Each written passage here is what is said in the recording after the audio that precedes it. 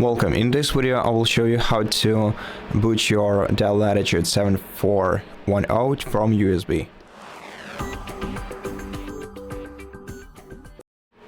First of all, power your device off completely, and while it's powered off, press the power button to launch it, and then immediately press F12 button until you see the preparing boot menu in the top right corner of the screen.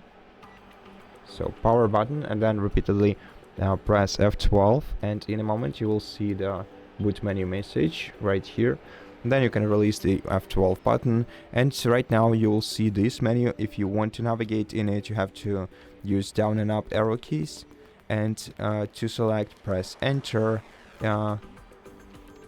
Select one of the available USB partitions from the list and press enter and see which one works for you. If some partition will not boot your device anywhere, you will just get returned to the previous screen. And if you actually wanted to leave that previous menu, you had to press escape.